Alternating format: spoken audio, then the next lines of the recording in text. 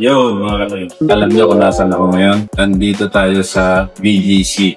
Itong lugar na to ay paboritong lugar natin.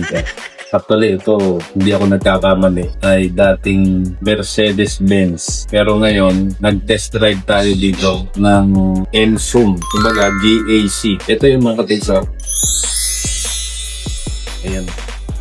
So yung ating pag-test drive dito mga katins, marami tayong mga na-test drive, nasakyang unit. Sabihin natin medyo may kamahalan yung iba. Pero ito mga katins, na-test drive ko to, hindi siya ganun kamahal. Pero yung specs niya mga katins, makikita nyo. Tara, papasukin natin. I-demo sa atin ng agent natin dito, si Katins Nelson. Ang ganda nun. Ayun sir. Okay. Ay, ano to? Gumagana to pareho? Bali, dito pong kaliwa, sir. Dito po yung may wireless charging. Dito po full phone. Oo, galing. Pero maganda dito, sir, if ever po full charge na tayo, tapos dalawa yung phone sampay, pwede naman po i-off para hindi siya mag-charge ay full charge. Dahil, sir, bali, pag start po ng unit, apak na po sa tape. Start. And then, start.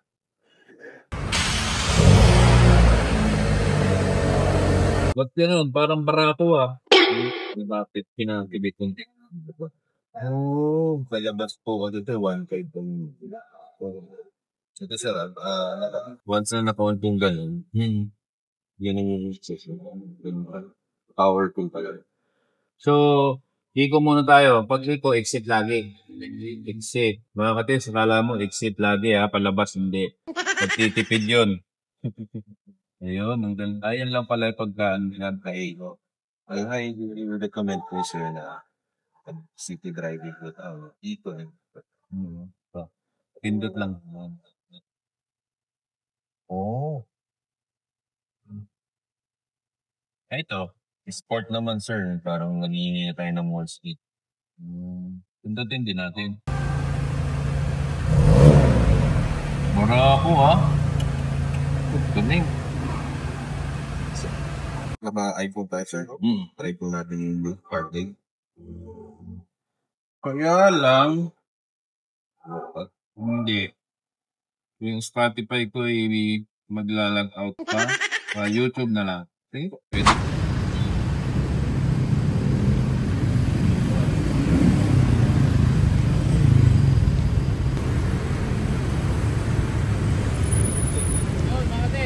I-out na natin ito mga katins. Kumbaga, tayo ang unang sumakay dito. Enjoy ako sa pictures niya mga katins. Solve na solve. Parang nakasakay tayo sa luxury car. Ayun pa ng kanyang ano. Ba't lumiko yun? Hindi pala lumiko eh, no? Mga katins, yung drive natin, kumbaga hindi mo sasabihin na worth 1M yung ating unit. Ano siya, hindi naglalayo dun sa mga natetest drive natin.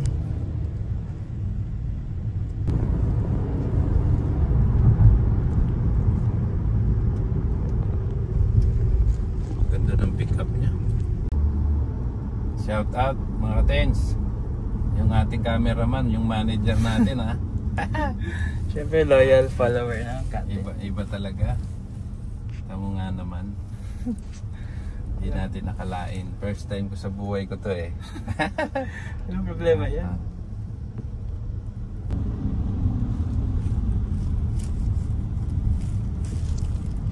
Grabe mga tins, yung ganitong unit. Naka-test drive ako ng ganito. 6 million, 7 million. Ito, 1 million lang halos, mahigit. Pero sa pictures, pambihira. Mag-i-enjoy ka talaga.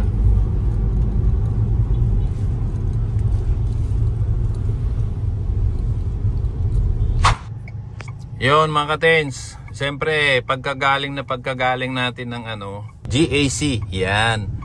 Papasok na natin dito kaagad. Kumbaga, Powerhouse Project Auto Care. Yan, dito natin to ipapasok, mga katins. Sir! Sir! Ayan, mga katins. Sir. Ayos ang kanilang ano dito. Kita nyo, nakaabang na, di ba? Pagkagaling sa kasa, diretso tayo dito. Powerhouse Project Auto Care. Kita, pambira. May sunroof yan. May sunroof yan. Eto na si Emsom.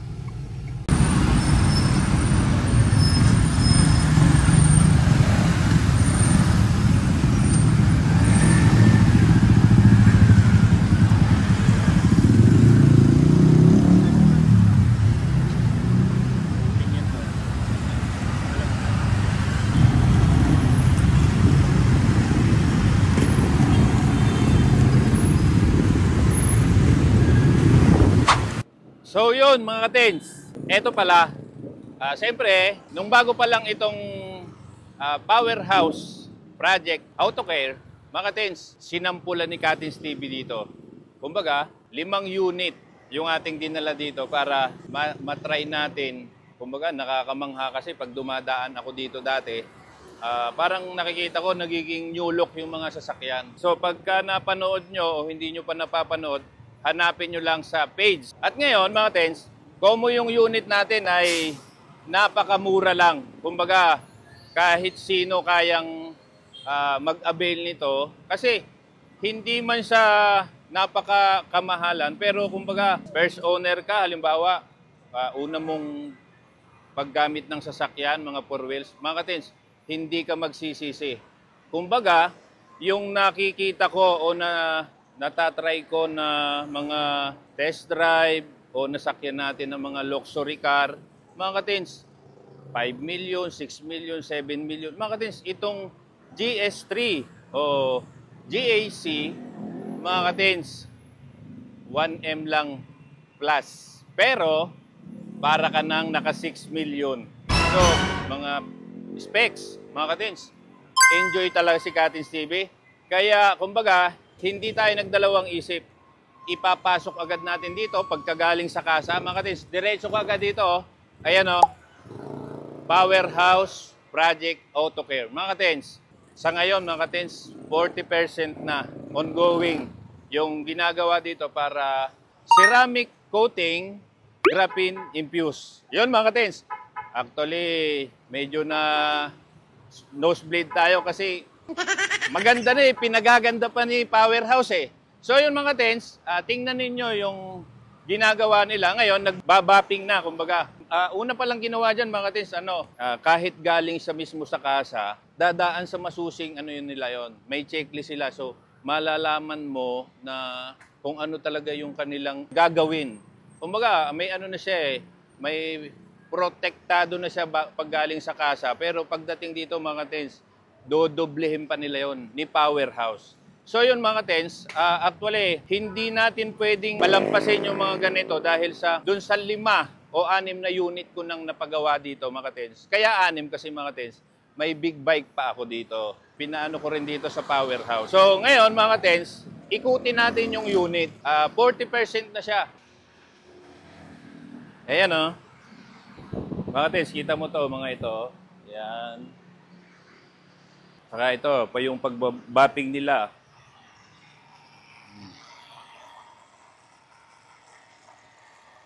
Kita nyo naman mga katins. Mga katins, after bapping, ang sunod dyan, dequeaming at decontamination. Mga katins, pampira, yung mga words na yun, mga katins, parang matagal ko nang narinig yun pero dito pala, kailangan mo pang gawin yun para mas lalong kumbaga, sealed na sealed yung ating unit. So mga kateds, hindi lang mga watermarks, pati yung mga halimbawa, may mga kuwan ng puno, sabihin natin, tawag sa amin nun, dagta or nasa sa inyo yon. Pero dito, kumbaga, tatanggalin nila yon. Nakikita mo yan, mga ilaw na yan. Kumbaga, tayo dun sa ibang lugar, pag may ilaw lang, sa isang parte, makikita mo yung mga angle na, may makikita dun na crash. Hindi mo lang siya napapansin. Pero dito mga tens, as in, wala talaga yon. So, plain na plain yung iyong makikita. Walang crash yun mga katin. Bilang owner, tayo pa rin talaga yung kumbaga first na sabihin natin magmalasakit o ingatan yung ating unit. Pero dahil sa bago naman to, ngayon andyan naman si Powerhouse. Alam nyo, pagka ceramic coating, grab in infuse, kung bago ng unit mo, mas pababaguhin pa ni Powerhouse Project AutoCare. Yan mga katensa, ipo-pull out na natin yung ating pinaceramic coating. Nakita nyo naman, may gasa pa yan. Kumbaga, hindi siya malalagyan ng kahit alikabok. Tatanggalin na yan. Yan mga katensa. GAC.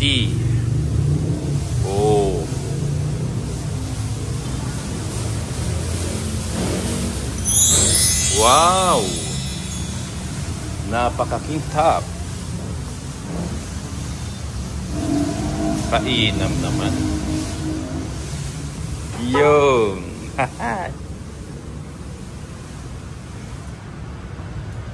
R-style.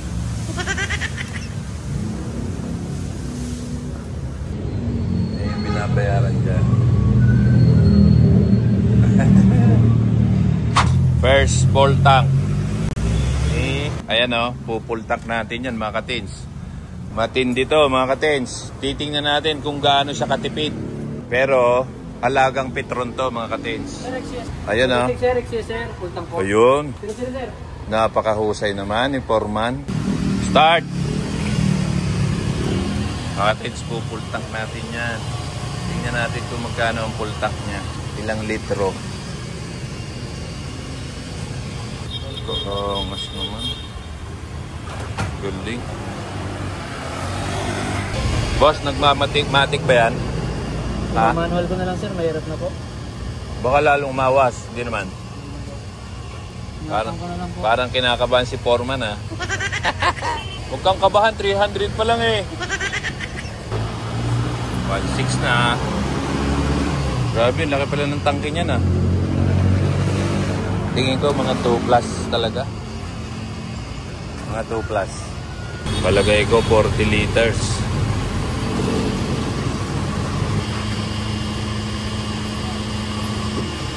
Yun. Gawin mong 2-1. Ano siya mga tins. Dati siyang may gas. 40 liters tingin ko.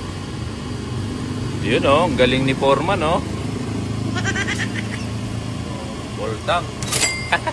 Galing. Kita nyo naman, alagang Petron. Okay.